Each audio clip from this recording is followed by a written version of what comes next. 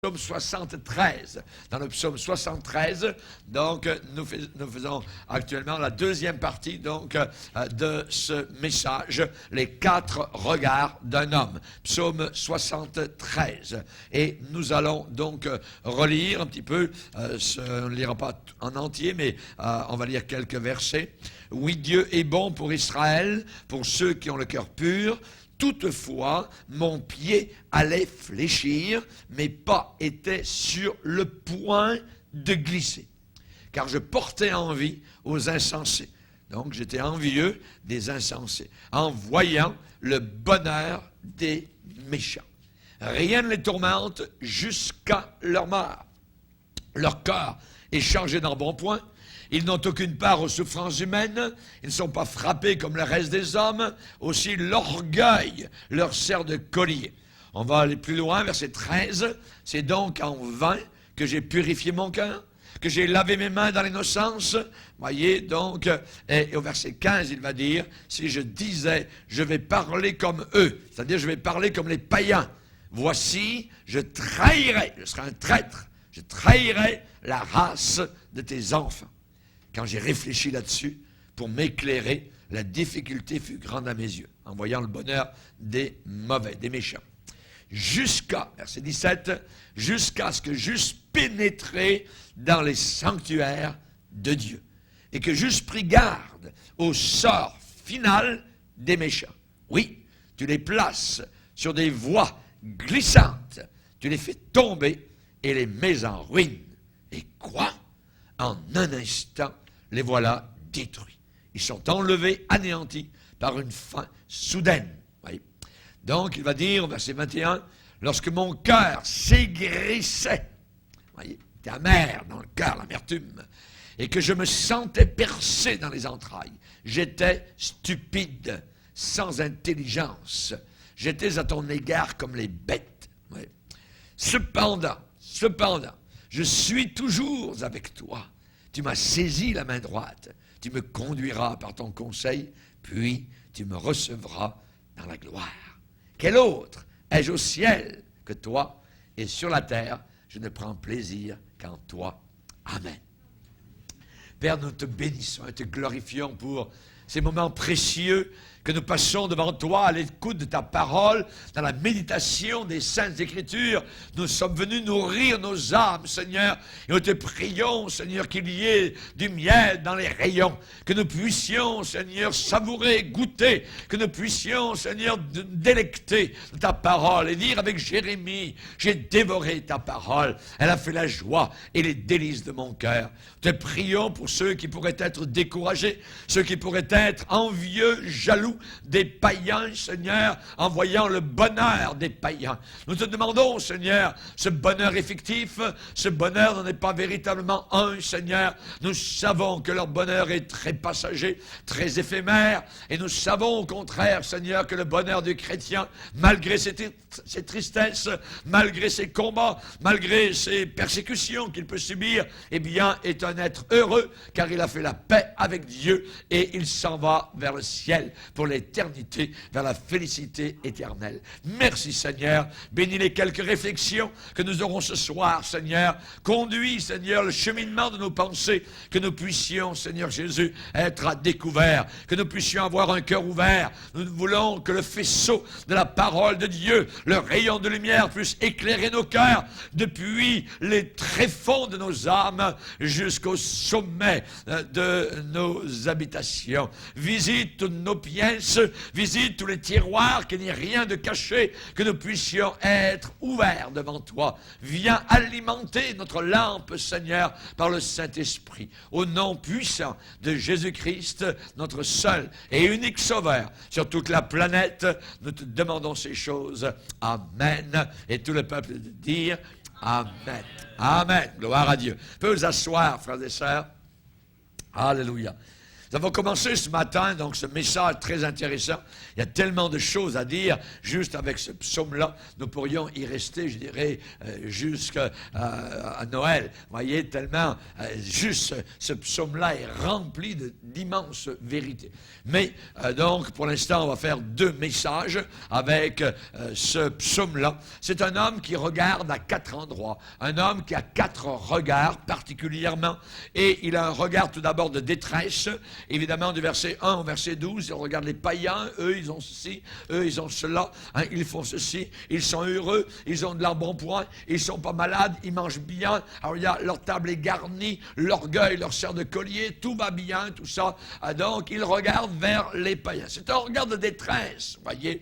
Évidemment, hein, ils sont corrompus, hein, ils parlent méchamment d'opprimés, leur langue se promène autour de la terre, c'est des gens qui font aller leur langue, évidemment, et on sait que la langue est un instrument très dangereux.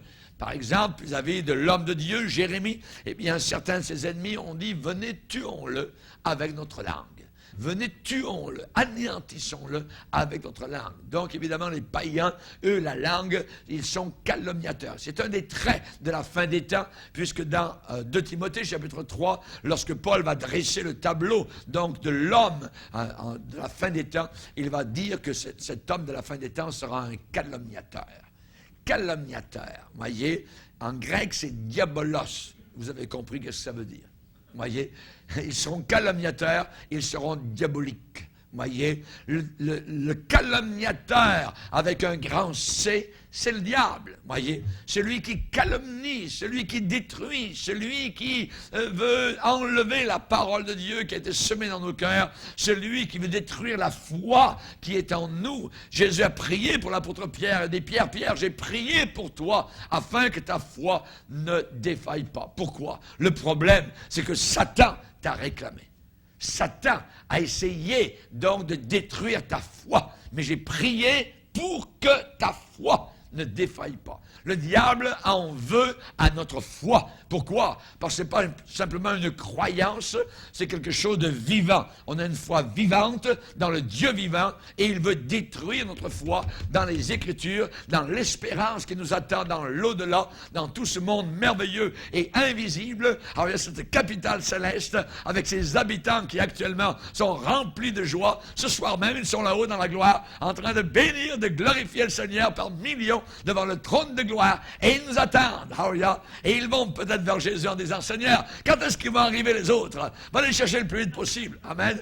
Alors, nous, de ce côté-ci de l'éternité, nous pensons, c'est terrible quand quelqu'un meurt, mais de l'autre côté, vu de l'autre côté, c'est la plus grande joie, évidemment. Donc, pas quand on se suicide, mais quand le Seigneur nous appelle, donc, en temps et lieu, comme il le veut, Hallelujah, là-haut dans la gloire éternelle. Amen. Hallelujah, gloire au Seigneur. Ici, cet homme a un regard de détresse, son premier regard, il regarde vers les païens, voyez, et ensuite il a un regard de désappointement, parce qu'ensuite il se regarde lui, à l'intérieur, voyez, je me moi, il voit sa propre insécurité, il voit son insuffisance, il devient triste, il dit pauvre de moi, ça sert à rien, pourquoi j'ai purifié mon cœur, pourquoi je suis venu à la croix, à quoi ça sert d'être chrétien dans ces derniers jours, la majorité semble heureux, tout le monde swing la bottine, tout le monde danse, tout le monde est heureux, festoyons, voyez, comme il est écrit en grande pancarte ici à Chambly durant l'été, festoyons, ayons du fun, demain on mourra. Voyez, ça évidemment c'est une pensée épicurienne,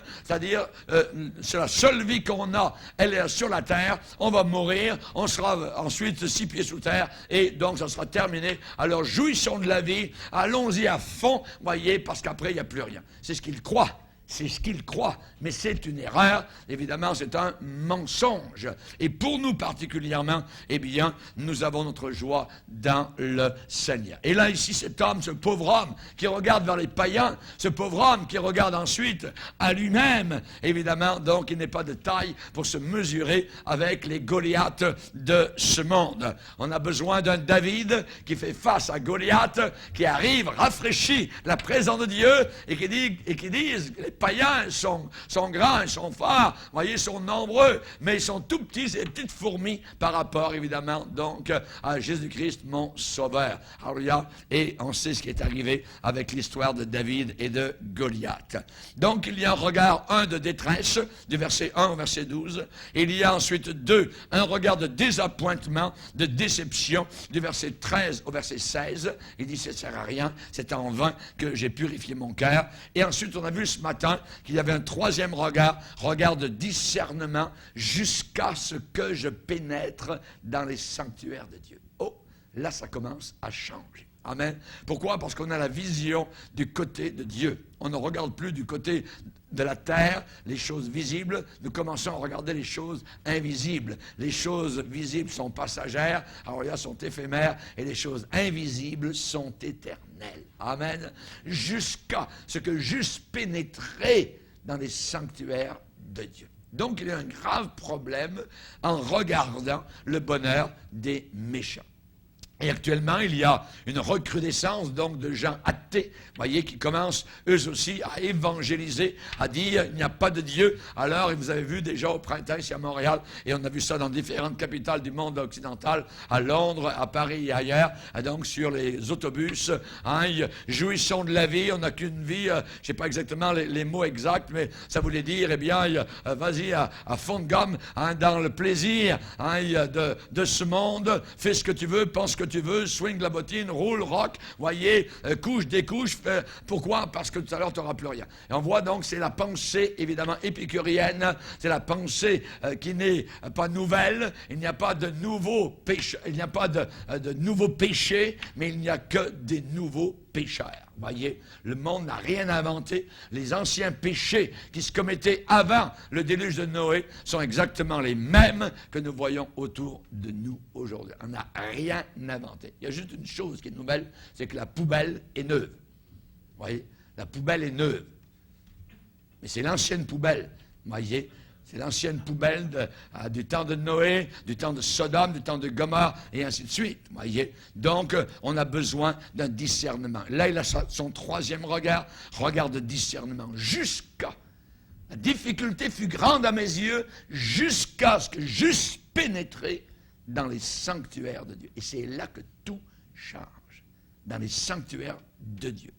On ôte nos yeux du monde autour de nous, on ôte nos yeux de son moi intérieur, on commence à décoller, voyez, et on commence à voir donc la majesté de Dieu. Amen. On commence à voir la puissance de Dieu, on commence à voir celui qui est assis sur le trône et devant qui tout genou donc va rendre compte un jour et va plier devant le Seigneur de gloire. On se rappelle, en résumé, Pilate qui a jugé Jésus, mais c'est lui qui sera jugé par Jésus.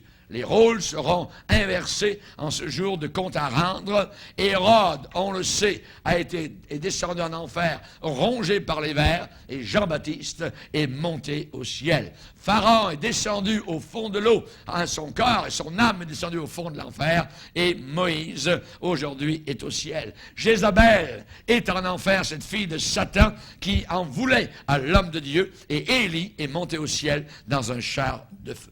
Joachim a pris son canif, l'a ouvert et a déchiré les pages de la Bible parce qu'il ne voulait pas entendre ce que Jérémie donc lui disait de la part du Seigneur. Et cet homme, évidemment, est perdu. Et Jérémie et Baruch, son scribe, sont sauvés. Amen. Jusqu'à ce que j'eusse pénétré dans les sanctuaires de Dieu. La difficulté est grande. Le bonheur des méchants. Comment se fait-il que les méchants sont heureux? On voit que Job, rappelez-vous, on connaît très bien l'histoire de Job, eh bien lui, il a dit un peu comme Asaph, quand j'y pense, cela m'épouvante et un tremblement saisit mon corps. Pourquoi les méchants vivent-ils? Pourquoi les méchants vivent-ils? Pourquoi les voit-on vieillir et accroître leur force? C'est la question aussi que Job se posait au chapitre 21 et le verset 6 et 7. Et encore dans Job, chapitre 21, verset 30, au jour du malheur, le méchant est épargné et au jour de la colère, il échappe. Comment ça se fait, voyez? Et évidemment, donc, comme Asaph, quand j'ai réfléchi là-dessus, que je me suis arrêté en observateur, en voyant les différentes circonstances, évidemment, donc il a dit, la difficulté fut grande à mes yeux. C'est vraiment une grande difficulté. Et ce phénomène, mes chers amis, eh bien, est aussi d'actualité aujourd'hui. Voyez, la difficulté est grande à nos yeux. Comment arriver à comprendre cela? Comment arriver à comprendre cela? C'est difficile, mais ce n'est pas insurmontable. Jusqu'à ce que nous entrions dans les sanctuaires de Dieu. Tout change à ce moment-là, quand nous entrons dans la présence du Seigneur. Et nous allons voir, évidemment, le dernier regard sur lequel nous allons nous attarder ce soir. C'est le quatrième regard, un regard de grand plaisir. Un regard de très grand plaisir. Il va dire au verset 23, « Cependant, je suis toujours avec toi. Tu m'as saisi la main droite. » Alléluia. Tu m'as saisi la main droite. Je suis toujours avec toi. C'est un regard de joie. C'est un regard finalement d'enchantement, un regard de régal, de délice. Quand on tourne vers l'Éternel les regards, le visage est resplendissant de joie, rayonnant, resplendissant de la joie du Seigneur. Amen. Fais de l'Éternel tes délices et il te donnera ce que ton cœur désire. Amen. Fais de l'Éternel tes délices. Heureux l'homme qui ne suit pas le conseil des méchants, voyez, qui ne s'arrête pas sur la voie des pécheurs, qui ne se tient pas en compagnie des moqueurs, mais qui trouve son plaisir dans la loi de l'Éternel et qui la médite jour et nuit. Amen. Ça réussit. Alors, ça marche même au travers de ces difficultés. Amen. Au travers des difficultés. Parfois, dans les difficultés, c'est bon. Parce que vu du côté de Dieu, ça peut être très bon. Et parfois, dans ce que nous pensons être le meilleur, ça peut être très mauvais. Voyez? Donc, c'est bon de ne jamais se laisser, je dirais, jamais chanceler, de toujours avoir nos regards sur le Seigneur. Amen. Gloire au Seigneur. Il a évidemment nos yeux sur le Sauveur. Cela nous est demandé dans le Nouveau Testament d'avoir nos regards sur Jésus. Ayant les regards sur Jésus, le chef et le consommateur de la foi, qui en vue de la joie qui lui était réservée, a souffert. Il a souffert sur la terre, mais il avait en vue la joie qui lui était réservée. Amen. Merci Seigneur. Donc nous commençons à voir évidemment tout ce qui est à nous, ce qui nous appartient dès maintenant en lui. C'est une déclaration qu'il va faire finalement à la fin, une déclaration pleine d'assurance. Cependant, je suis toujours avec toi. Je suis toujours avec toi. Et le contraire est vrai. Jésus avant de monter au ciel a dit, je suis toujours avec vous. Amen. Mais là, ici, c'est Asaph qui dit « Je suis toujours avec toi ». Les deux s'incorporent. Les deux se complètent. C'est évident, voyez. Il est à moi, je suis à lui, va dire la bien-aimée dans le Cantique des Cantiques. Il est à moi, voyez. Ça veut dire il m'appartient. Et de l'autre côté, je lui appartiens. Et évidemment, c'est cela, cette relation aussi entre époux, épouse, entre bien-aimé et la bien-aimée. Dans Matthieu 28, quand Jésus a dit « Je suis tous les jours avec vous », voyez, jusqu'à la fin du monde, il ne faut pas uniquement l'accepter dans notre tête. De dire « Ah oui, c'est vrai, Jésus est avec moi donc, tous les jours ». Non, il faut en plus, il faut que ça vive dans le cœur, voyez, et dans notre vie de tous les jours. Il est là, il est présent maintenant dans la réunion, pendant que je prêche. Il était là ce matin, durant l'après-midi, il était là. Il est toujours avec moi, il m'entoure par la puissance de son Saint-Esprit glorieux. Lui avec moi, moi avec lui. C'est comme cela la vie chrétienne. Amen. Si Dieu est pour nous, qui sera contre nous? Amen. Imaginez, le grand Dieu de l'univers, il parle, et une petite planète de 44 000 kilomètres de tour, voyez, apparaît. Il suffit qu'il parle, et la chose arrive, voyez. Donc, qui sera contre nous si lui est avec nous? Amen. Que Dieu soit glorifié. Donc, évidemment, nous avons besoin d'avoir cette communion intime avec Dieu. Cependant, je suis toujours avec toi. Quand il parlait en disant « ça ne sert à rien de servir Dieu, je regarde les païens, je me regarde à l'intérieur, tout ça », il va dire, il reconnaît, il dit « quand mon cœur s'aigrissait, Quand c'était plus une lune de miel, mais c'était une lune de fiel, vous voyez, ça avait complètement changé quand mon cœur s'aigrissait, quand je me sentais percé dans les entrailles, j'étais stupide, j'étais un fou, j'étais sans intelligence, je n'avais aucune intelligence. Il le dit, il le reconnaît. J'étais à ton égard comme des bêtes. Seigneur, pardonne-moi. Vous voyez, il le reconnaît. Il dit, regarde vers les païens. Ouais, regarde le bonheur des païens. Ouais, les païens vont tous, évidemment, donc brûler en enfer. Ils vont tous gémir. Pendant l'éternité, on n'a rien à retirer des païens. C'est nous qui leur apportons, évidemment, le conseil de Dieu. Amen. Gloire à Dieu. Et il va dire, eh bien, j'étais stupide, sans intelligence, mais cependant, malgré cela, je suis toujours avec toi. Amen. Il ne veut pas décoller du Seigneur. Il aime quand même son Seigneur. Il était sur le point de fléchir. Il était sur le point de glisser. Voyez, parce qu'on vit sur la terre. Parfois, on a des regards en regardant le bonheur. Hein, tout va bien. Quand ça va très mal pour vous, vous dites, mais comment ça se fait, Seigneur? Je prie, je te cherche, je suis fidèle à mon église, j'aime ta parole, je suis fidèle dans les dîmes, dans les offrandes, j'aime mes frères et sœurs, je veux faire ta volonté, Seigneur, je veux progresser dans tes voies. Et malgré cela, ça va mal. Alors, Seigneur, regarde les païens, qu'est-ce qui se passe? La difficulté parfois peut être grande à nos yeux, voyez, à nos yeux, pas aux yeux du Seigneur. Dieu sait. Il sait ce qui se passe. Il dit, il n'y a pas un seul de tes cheveux qui ne tombe à terre sans que je ne le sache. Il connaît tout. Il contrôle tout. Il contrôle les fournaises. Il contrôle, je dirais, la chaleur. Alors, il sait tout. Il connaît notre point de rupture. Alors, il sait quand l'élastique tire. Il sait quand ça va casser. Donc, lui, il connaît l'endroit. Et il dit, aucune tentation, aucune épreuve ne vous est survenue qui n'a été humaine. Mais Dieu qui est fidèle ne permettra pas. Il ne permettra pas, c'est lui qui a le pouvoir, il ne permettra pas que vous soyez tentés ou éprouvés au-delà de vos forces. Au-delà de vos forces. Donc, il veut nous garder avec lui, mais il peut permettre des circonstances parfois dans nos vies.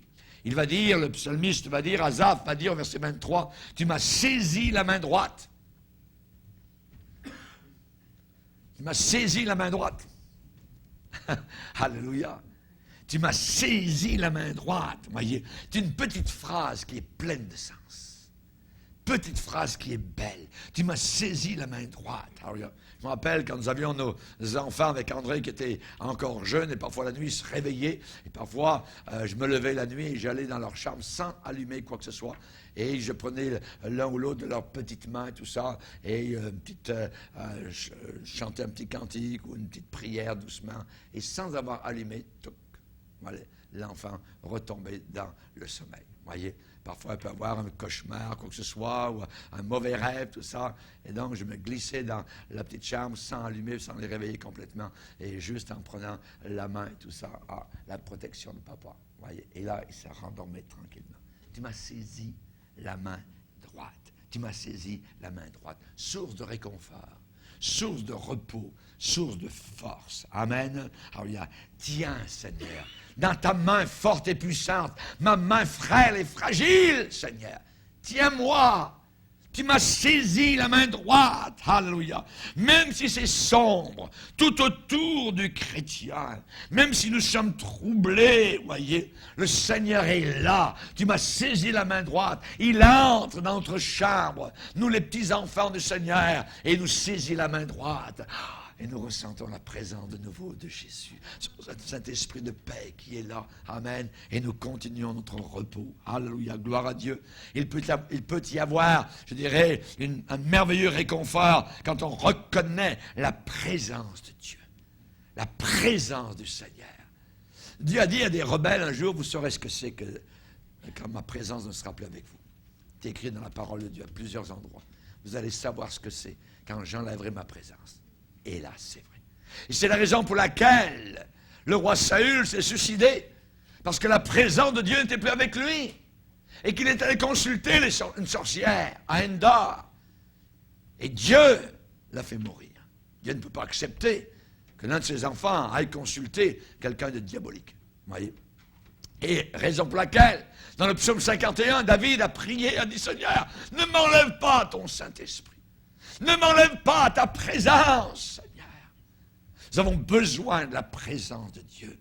Quand Dieu a dit, après l'épisode assez terrible de la corruption du peuple d'Israël autour du veau d'or, au pied du mont Sinaï, voyez, quand il y a eu des milliers de morts, quand ils ont voulu imiter les païens, danser, se dénuder, ainsi de suite, ils ont fait un veau en or et ils ont dit, c'est lui qui t'a fait sortir du pays d'Égypte. Voyez, mais comment ont-ils pu faire ça? Voyez, c'est ce qui arrive encore à des chrétiens autour de nous. Voyez. Ils dansent encore autour du veau d'or, ils dansent encore avec les passions des païens, ainsi de suite. Hein, ils ont encore l'idée de l'Égypte derrière eux. Ils sont sortis d'Égypte, mais l'Égypte est encore dans leur cœur. Voyez. Et nous, comme chrétiens, devons faire attention à l'esprit de l'Égypte. Voyez, de ne pas recommencer, évidemment. Donc, et Dieu avait jugé, on se rappelle, il y avait eu 3000 morts dans le camp d'Israël. Voyez. Dieu est allé encore, je dirais, léger, parce qu'il y avait au moins 2 millions de personnes dans tout le camp. Donc juste 3000 morts, ce n'était pas grand-chose, mais c'était terrible ce qu'ils ont fait au pied du mont Sinaï. Et ensuite, Dieu a dit à Moïse, Moïse, c'est pas moi qui conduirai ton peuple. Dieu dit ton peuple, voyez. Je vais envoyer un ange devant toi. Et c'est un ange qui va conduire ton peuple dans le désert. Moïse a intercédé. Il est venu devant Dieu, il a dit, Dieu, c'est pas un ange qu'on veut. Si tu ne viens pas toi-même, ne nous laisse pas partir d'ici. C'est toi que nous voulons, Seigneur. Je ne veux pas d'un ange, je veux ta présence, Seigneur. Et c'est là qu'au travers de l'intercession de Moïse, Dieu a déclaré et a dit, je marcherai moi-même avec toi. Ma présence ira avec toi et je te donnerai du repos. Qu'est-ce qui donne le vrai repos? C'est la présence de Dieu. Vous avez bien fait de venir ce soir. C'est pas les pilules, puis tout ça, puis thérapie là-bas, puis ceci, puis là, on va le repos, puis vacances à Hawaï, retour, tout ça. Non, non, non. La présence de Dieu, le vrai repos. Il n'y a pas de paix pour les méchants, nous dit la Bible. Il n'y a pas de paix. Ils ne sont pas en paix. Le repos vient uniquement par la présence de Dieu. Quand la présence de Dieu est là, on respire. On est à l'aise. Amen. Quand David jouait de la harpe et que le roi Saül trafiquait avec les démons, juste d'entendre les louanges de Dieu, cet homme rebelle trouvait un certain soulagement quand David jouait de la harpe, les chants du Seigneur. Il y a des gens qui viennent dans nos réunions. Ils n'ont pas donné leur cœur au Seigneur. Ils aiment les chants. Ils apprécient parce que la présence de Dieu descend au travers de la réunion. Ça ne veut pas dire qu'ils ont donné leur vie au Seigneur. Ça ne veut pas dire qu'ils ont accepté le Seigneur. Mais comme le roi Saül qui était un rebelle, et dès que la chanson était terminée, dès que la musique s'arrêtait, il retombait exactement comme auparavant dans sa rébellion contre Dieu. Tu m'as saisi la main droite. Tu m'as saisi la main droite. Jésus peut nous atteindre et nous dirons nous aussi, Seigneur, tu m'as saisi la main droite. Tu m'as saisi. Alléluia. Gloire au Seigneur. Quand je marche dans la vallée de l'ombre de la mort, je ne crains aucun mal. Parce que tu es là. Ta présence. Je n'ai pas peur de passer, de partir de la terre jusqu'au ciel. Pourquoi? Parce qu'il m'a promis sa présence. Je ne partirai pas seul de la terre. Je partirai avec la présence du Seigneur pour aller dans la gloire éternelle. Et toi aussi, mon frère, toi aussi, ma sœur. Amen. Quand je marche dans la vallée de l'ombre de la mort, je suis proche de la mort, je suis proche des portes de la mort. Ah, je ne crains rien. Et je m'écris gloire à Dieu. Christ est avec moi jusqu'à la fin. J'habiterai dans la maison de l'Éternel jusqu'à la fin de l'éternité. Comme il n'y a pas de fin d'éternité, ça va être pour toujours. Alléluia. Merci Seigneur. Tu m'as saisi la main droite. Qu'est-ce que le prophète Samuel a dit? Un homme un jour, l'Esprit de Dieu te saisira et te transformera. Tu seras changé en un autre homme. Amen. Quand l'Esprit de Dieu vient nous saisir, nous ne sommes plus comme auparavant. C'est totalement différent. Tu m'as saisi la main droite. Il va dire au verset 24, tu me conduiras par ton conseil. Ah! Ce n'est plus le conseil d'un tel, de monsieur un tel. Ce Ce n'est plus aller voir mes amis, m'assembler là, tout ça, puis et de dire « Hey, qu'est-ce que vous en pensez, les gars? Est-ce que c'est bon ce que je vais faire? » Tout ça. Non, non, non, non, non, non. C'est le Seigneur. Tu me conduiras par ton conseil. Car c'est Dieu qui conduit, vous entendez Dieu. Et vous le savez dans votre cœur, il parle. Mes brebis connaissent ma voix. Mes brebis connaissent ma voix. Tu me conduiras par ton conseil. On est guidé par celui qui est toujours là. On est guidé par celui qui ne nous quitte jamais. Il ne dort ni le jour ni la nuit, celui qui garde le peuple de Dieu. Le mot « garder » est un terme militaire. Comme un militaire, comme un soldat romain gardait un poste. Alléluia. Dieu nous garde, jour et nuit, si nous voulons être gardés. Si nous voulons de sa présence. On sait qu'aujourd'hui, dans le monde, eh bien, ils veulent des directions. Ils veulent des directions et alors ils vont voir Madame Telle qui va leur dire d'ouvrir leurs mains et de lire dans les lignes de la main. Il y a un bon passage dans la parole de Dieu pour les astrologues, c'est-à-dire l'enseignement des astres, voyez. Supposément, ils sont conduits par les astres, par la lune, par la grande ours, la petite, par l'Orion, c'est tout ce que vous voulez, les astres qui les dirigent. Vous savez ce que le Seigneur répond à ces gens-là? Reste donc au milieu de tes enchantements. Vas-y, reste là. Comment consulter, voyez? Reste au milieu de la multitude de tes sortilèges auxquels tu as consacré ton travail de ta jeunesse. Peut-être pourras-tu en tirer profit, ça veut dire que ça va t'apporter beaucoup d'argent. Hein? Peut-être deviendras-tu redoutable, les gens auront peur de toi, attention, les conseils, tout ça. Puis je suis allé la consulter l'autre jour, puis elle m'a dit de quitter mon mari parce qu'il était avec une autre femme, c'est pas vrai du tout, c'est du mensonge, mais l'autre commence à avoir des doutes, puis ça commence à aller mal, ça dégrade, puis toc, d'un coup ça, c'est la rupture à cause de Satan. Tu allais consulter, vous voyez, des cartomanciennes, des choses semblables. Tu t'es fatigué à force de consulter. Qu'il se lève donc, qu'il te sauve, ceux qui connaissent le ciel, qui observent les astres, qui annoncent ce qui doit t'arriver, ton futur, d'après les nouvelles lunes. Vous savez comment Dieu dit, ces gens-là, ils sont comme de la paille. Et c'est pas mal lourd, vous voyez. Dans la balance, la paille, ils sont comme de la paille. Comme de la paille. Je suis en train de lire dans Ésaïe 47, verset 14. Ils sont comme de la paille, le feu les consume. Ils ne sauveront pas leur vie des flammes. Ils vont aller en enfer. Ce ne sera pas du charbon dont on se chauffe. Ça veut dire qu'il n'y a pas de chaleur autour d'eux. Il n'y a rien comme chaleur, comme réconfort. Hein? Tel sera le sort de ceux que tu te fatigues à consulter et ceux avec qui tu as trafiqué dès ta jeunesse. L'enseignement des astres peut devenir un désastre. Amen. Un désastre.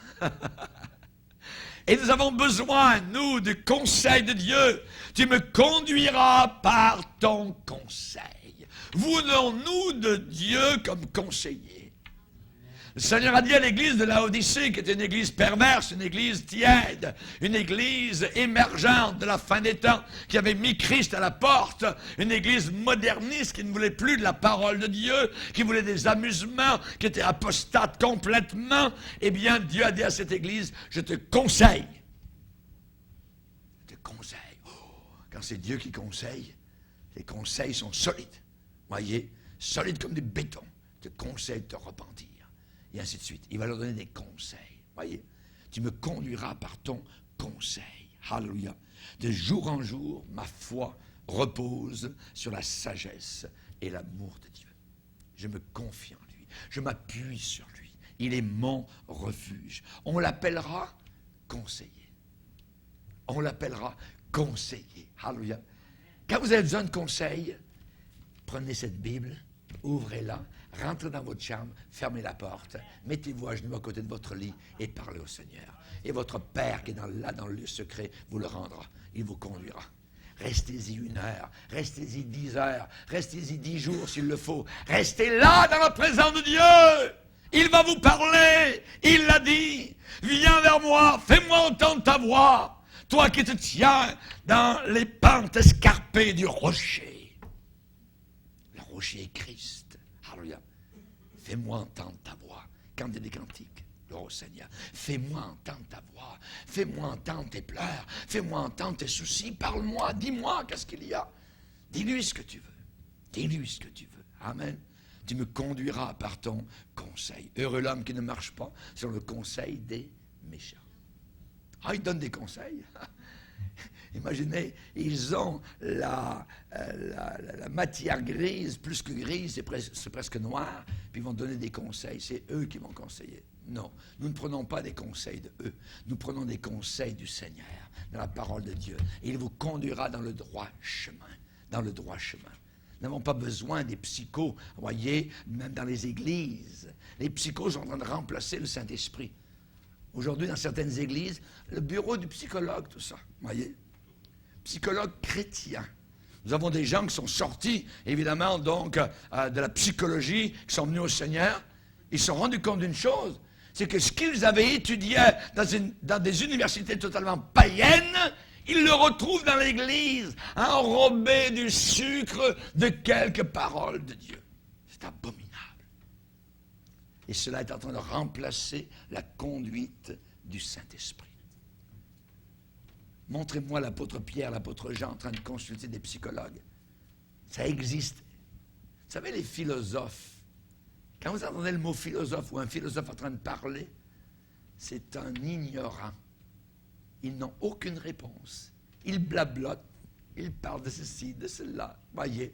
Et on entretient nos jeunes cours de philosophie pour les détruire, justement, pour leur enseigner hors de la parole de Dieu. Un philosophe, c'est un païen, c'est un serviteur de Satan. Prenez tous les philosophes de France, avec Montesquieu, avec Pascal, pas Pascal, parce qu'après, lui, il a accepté le Seigneur, mais Rousseau, Diderot, tout cela, c'est tous des Voltaire, c'est tous des païens qui philosophent.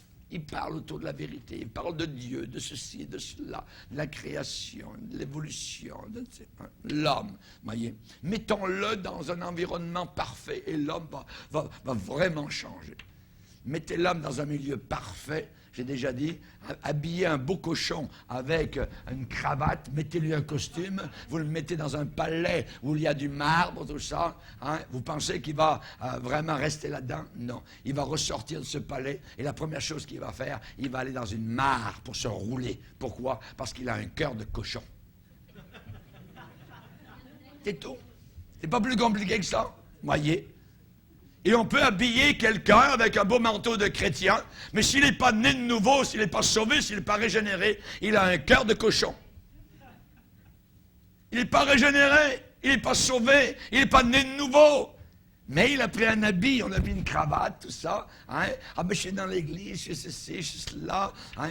J'ai été baptisé, ainsi de suite. Mes parents, mon grand-parent, je porte tel médaillon. Ça ne veut rien dire, voyez. Ça ne veut rien dire. Tu me conduiras par ton conseil, puis, après, tu me recevras dans la gloire. Puis tu me recevras dans la gloire. J'ai cette sécurité, j'ai cette certitude constante en avant de moi. Il va me recevoir dans la gloire. Il va m'accueillir dans la gloire. Rappelez-vous Étienne. Quand Étienne reçoit les cailloux sur lui, il dit, je vois le ciel ouvert. Et la Bible dit qu'il avait les regards fixés vers le ciel. Et de sa bouche sortent ces paroles. Peut-être sa bouche, il sort du sang. Peut-être que des gens, ils sont en train de le tuer. Et il dit, je vois les cieux ouverts. Et Jésus debout à la droite de la majesté divine. Alléluia. Jésus debout. Normalement, Jésus est dans le ciel assis. Après son travail à la croix, assis à côté du Père. Et là, nous le voyons debout. Ça veut dire qu'il s'est levé pour accueillir son premier martyr qui monte de la terre. Puis tu me recevras dans la gloire. Puis tu me recevras dans la gloire. Jésus va descendre de son trône, il va venir vers moi, il va marcher vers moi. Alléluia. Il va s'avancer vers moi. Et je vais le regarder, je pense que je vais être sidéré. Alléluia. Et il va me prendre dans ses bras d'amour. Et je vais voir, alléluia, les trous. Il va me dire, c'était pour toi. C'était pour toi. Alléluia. Gloire au Seigneur. Puis tu me recevras dans la gloire. Ça va être glorieux. reine de Séba, en voyant le palais de Salomon, dit, on ne m'en avait pas dit la moitié. Je ne vous en ai pas dit le 10e, moi. C'est plus merveilleux que ce que vous pensez être merveilleux. C'est plus encore. Que Dieu soit béni. Tu me recevras dans la gloire. En arrivant, pas besoin d'aller s'enregistrer dans un bureau aux portes du ciel, voyez, de poinçonner, de puncher une carte, voyez, j'arrive, vous voyez, de dire, bon, je connais personne ici. Non, non. Vous connaîtrez le Sauveur. En premier, c'est lui qui vous recevra. Puis tu me recevras dans la gloire. Réception personnelle de la part du Seigneur que j'aime. Réception personnelle de la part du Seigneur que j'aime. Alléluia. Gloire au Seigneur. Quel autre, s'exclame-t-il, quel autre ai-je au ciel que toi? Quel autre ai-je au ciel que toi? Il y a une personne qui est au ciel et qui est en ma faveur. Et il y en a une aussi sur la terre. Une personne peut-elle être à 2 endroits en même temps? Oui. Oui, Jésus. Jésus. Chers amis, la Bible dit, quel autre ai-je au ciel que toi, et sur la terre. Et sur la terre, je ne prends plaisir qu'en toi. Pouvez-vous dire ça? Que votre plaisir suprême, le pinacle du plaisir, c'est Jésus. Heureux l'homme qui ne suit pas le conseil des méchants, qui ne s'arrête pas sur la voie des pécheurs, qui ne s'assied pas en compagnie des moqueurs, mais qui trouve son plaisir. Plaisir. Dans le monde, ils ont un mot aussi qui s'appelle plaisir. Ça veut dire plaisir de sensualité, plaisir de convoitise, plaisir de péché. Nous, notre plaisir est dans les Écritures. Dans la parole de Dieu, dans la communion avec Dieu, dans les réunions. Alléluia. Hein, si t'aimes ça tant que ça, ben amène ton lit là-bas à l'église, puis couche-y. Ouais. Si on pouvait, on le ferait. Si on pouvait, on le ferait. Amen. Parce qu'on prend vraiment plaisir à la présence de Dieu, à entendre la parole de Dieu, à la présence du Saint-Esprit, à la joie de chanter le Seigneur, à aimer les frères et sœurs, à la communion fraternelle, en toute pureté. C'est merveilleux. Amen. Quel autre ai-je au ciel que toi? Et sur la terre, je ne prends plaisir qu'en toi. Celui qui est dans le ciel est aussi sur la terre. 5 fois, Jésus a parlé du consolateur, celui qui allait être tellement important pour nous après son départ de la terre, le Saint-Esprit. Le Saint-Esprit. Amen. En grec, c'est le mot paraklétos, qui a fait en français paraclé. Du verbe kaléo, appeler, para, autour. Celui qui est appelé autour, celui qui vient placer ses bras autour de consolation, c'est le paraclet, c'est le Saint-Esprit. Nous n'y arriverions jamais sans le paraclétos, sans le Saint-Esprit, sans le consolateur. Jésus a parlé de lui. On va lire, si vous voulez bien, dans Jean chapitre 14, verset 15. Il va dire, si vous m'aimez, gardez mes commandements, et moi je prierai le Père, et il vous donnera un autre consolateur, afin qu'il demeure éternellement avec vous. Hey, l'Esprit de Dieu, qui est là avec vous maintenant, va demeurer avec vous éternellement. Cette joie, cette pneuma, ce sentiment qui est en vous, vient d'une personne appelée le Saint-Esprit, et il sera avec vous, il ne vous lâchera pas de toute l'éternité. Jésus l'a dit. Afin qu'il demeure éternellement avec vous. Qui ça? L'Esprit de vérité. Que le monde ne peut pas recevoir. Un autre consolateur. Regardez au verset plus loin, au verset 26. Mais le consolateur, l'Esprit Saint, que le Père enverra en mon nom, vous enseignera toutes choses et vous rappellera tout ce que je vous ai dit. Un peu plus loin, chapitre 15, verset 26. 15-26, quand sera venu le consolateur, que je vous enverrai de la part du Père, l'Esprit de vérité qui vient du Père, il rendra témoignage de moi. Le Saint-Esprit parle toujours de Jésus. Chapitre 16, verset 7. Cependant, je vous dis la vérité, il vous est avantageux que je m'en aille, car si je ne m'en vais pas, le consolateur, le paraclétos, le paraclet, le consolateur, ne viendra pas vers vous. Mais si je m'en vais, je vous l'enverrai. Verset 13. Quand le consolateur sera venu, l'esprit de vérité, il vous conduira dans toute la vérité. Allez dire ça aux païens aujourd'hui. Toute la vérité. Nous marchons dans toute la vérité. Mais voyons, non, tout le monde a sa vérité. L'un, pour lui, ça c'est bon, pour toi c'est pas bon. Hein, il faut être tolérant, blablabla. Non, nous croyons, nous, à la vérité. Jésus dit, je suis la vérité. La vérité vous libérera. Amen. Le Saint-Esprit nous conduit dans toute la vérité. Toute, T-O-U-T-E, toute la vérité. Nous sommes conduits dans toute la vérité. Je répète simplement ce que la Bible déclare.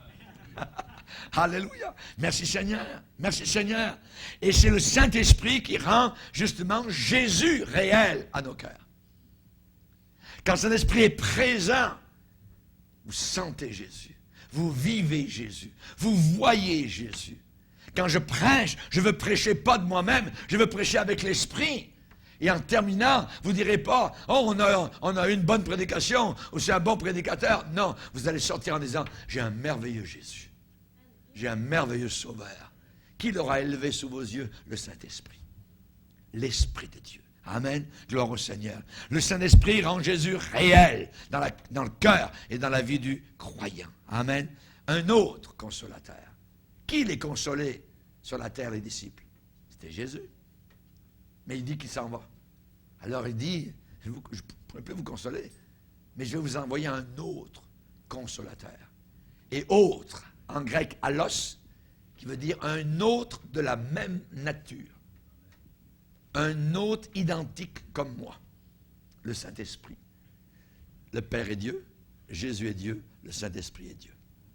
Je vous enverrai un autre consolateur qui est comme moi, qui vous consolera, qui vous édifiera, qui vous bénira, qui vous conduira, qui vous rappellera tout ce que je vous ai enseigné. Alléluia. Que Dieu soit béni. Il rendra témoignage de moi. Il me glorifiera. Alléluia. Il termine dans ce psaume merveilleux en disant, pour moi, m'approcher de Dieu, c'est mon bien. M'approcher de Dieu, c'est mon bien. Alléluia. Pour moi, venir vers Dieu, plus près de toi, Seigneur. Encore plus proche de toi, Seigneur. Approchez-vous de lui et il s'approchera de vous. Vous faites un pas et il en fait deux. Amen. Encore un pas, il en fait quatre. Alléluia. Approchez-vous de lui. Alléluia. Que Dieu soit glorifié. J'ai lu ça dans une école de dimanche en France, quand j'ai fait une tournée à Nancy. Je vais vous le lire. Dans une école de dimanche. C'était sur le mur. Comme un enfant tient la main de son père, sans bien savoir où la route conduit. Comme un enfant chante dans la lumière. Comme un enfant qui s'est rendu coupable, mais c'est bien qu'on lui pardonnera et vient se jeter dans tes bras. Et vient se jeter dans tes bras. Tu m'as saisi la main droite. Tu me conduiras par ton conseil, puis tu me recevras dans la gloire. Mais quel autre ai-je au ciel que toi? À quel autre irons-nous qu'à toi, Seigneur? Je veux aller vers Bouddha, je veux aller vers Mahomet, je veux aller quoi? Non. Tu es vivant, tu es le roi des rois, tu es la vérité, tu es ressuscité, tu es le créateur, tu fais battre mon cœur. Alléluia. Je t'aime, Seigneur, car tu m'as aimé le premier. Il n'y a de salut en aucun autre, car il n'y a sous le ciel aucun autre nom qui a été donné parmi les hommes par lequel nous devions être sauvés. Il y a un seul nom, Jésus-Christ. Un seul médiateur entre Dieu et les hommes. Et c'est Jésus-Christ. Amen. Baissons nos têtes et prions le Seigneur. Seigneur, nous voulons te glorifier. Nous voulons te remercier pour ces moments précieux que nous passons en ta présence. Tu es le grand Dieu de gloire devant lequel tout genou fléchira un jour. Et Seigneur, nous voulons te bénir car tu nous as revêtus des vêtements du salut. Tu as changé notre cœur, Seigneur. Tu as changé notre cœur dur, endurci, pécheur. Et tu as fait battre un cœur nouveau, tout frais, Seigneur. Un cœur qui t'aime, un cœur qui veut te glorifier. Un cœur qui n'est pas religieux, un cœur qui est né de nouveau. Merci, Père. Veuille bénir abondamment chacun de tes enfants. Que nous puissions te suivre jusqu'à la fin, Seigneur. Que nous ne puissions pas porter un regard envieux vers les païens, vers les incrédules, les méchants, Seigneur, que nous ne puissions même pas regarder à l'intérieur de nous, Seigneur.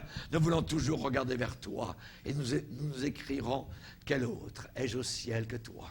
Et sur la terre, je ne prends plaisir qu'en toi. Merci, Seigneur. Au nom du Sauveur. Amen. Et tout le peuple dit, Amen.